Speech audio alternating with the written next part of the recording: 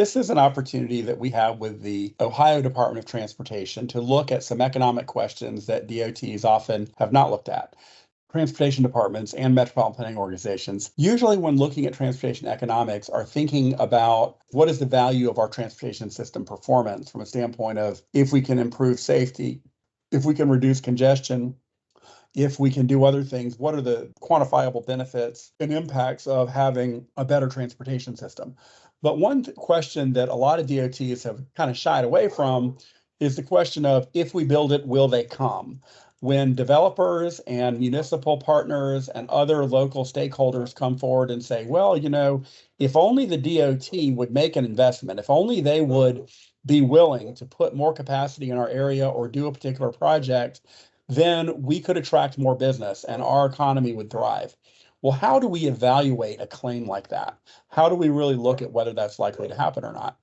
One of the ways that we can do that, in Ohio, they created what's called the Economic Development Impact Tool, or the EDIT system. This is something created by Metro Analytics to look at, well, how do we frame that discussion? And the first thing that you can do using the EDIT system is what's called the Project Spotlight tool. So I'll just give an example of that. If you have one particular project, in the case of this tool, and you wanted to say, if we build it, will they come? Well, you can go into the Project Spotlight tool and you can start saying, well, there are certain components that would determine whether the Department of Transportation can really do anything to affect business conditions in an area. One of them is you need to invest in an area where there's actually development capacity, where there's enough sewer and water and available land and other things to develop.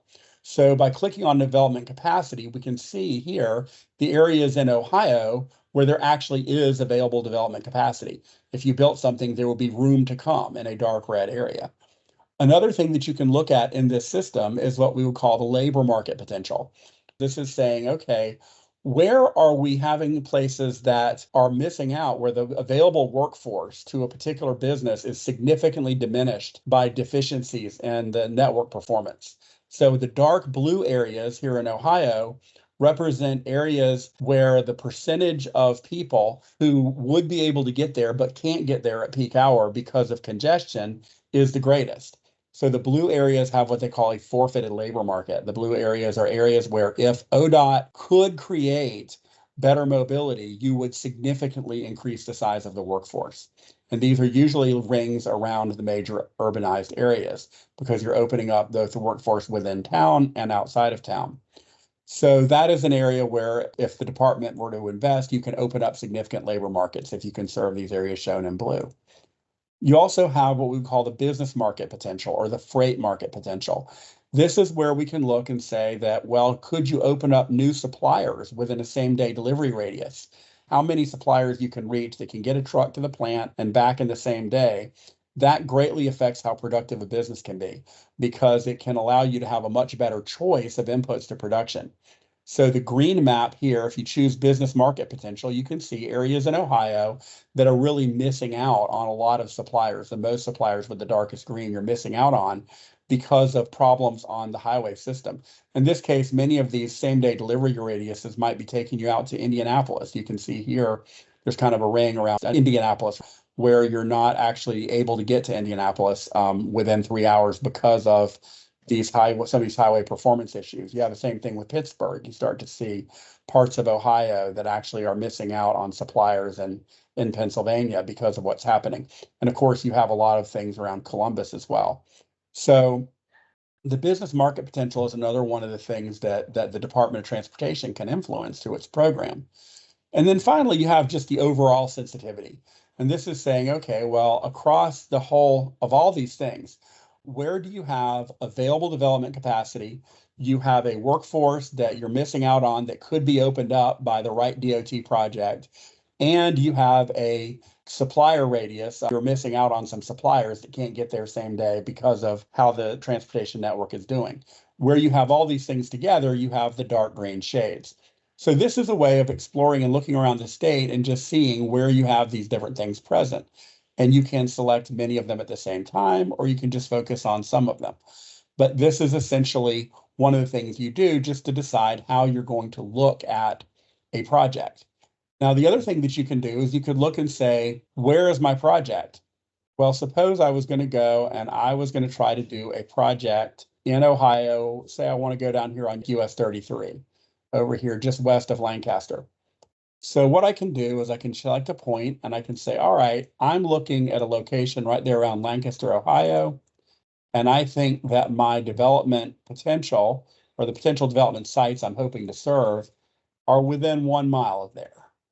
So then I can refresh that, and now I can see a 1 mile radius around my intended project site right there around Lancaster, Ohio. And what am I trying to do with the project?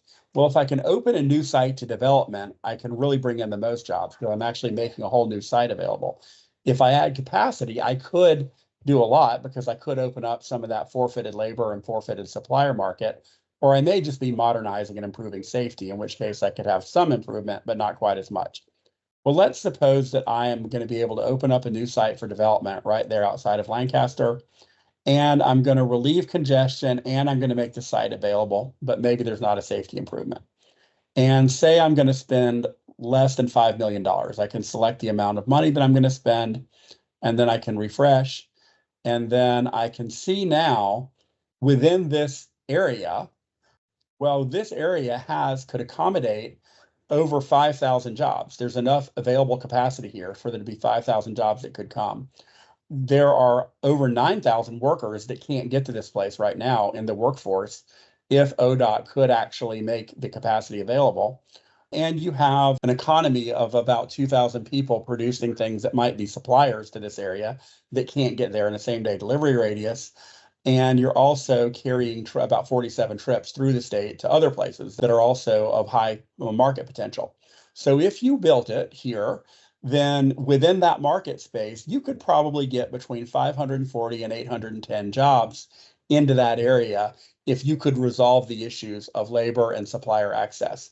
You have the capacity for it, and you have more than enough workforce and suppliers that you could open up, that if the department could do the right project, it could have that much impact in that area. Those workers, like if you got 675 workers, they could produce over $121 million of gross domestic product in a year and about $242 million of goods that they could make and sell in a year. So this is just an example of how you can look at an area and say, if you build it, will they come? And using this intelligence product that Metro Analytics has produced, you can start to understand this area, and then you compare it as well, say, to a different area. So if I had this potential of 540 to 810, well, what if I was going to go a little bit further up US 33 and I was going to come out here to a place maybe just outside of Columbus, this area? And how does that look?